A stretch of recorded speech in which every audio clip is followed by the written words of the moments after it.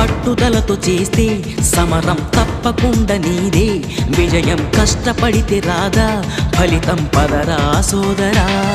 నీ ధైర్యం తోడై ఉండగా ఏ సాయం కోసం చూడక, నీ ధ్యేయం చూపే మార్గంలో పోరా సూటిగా.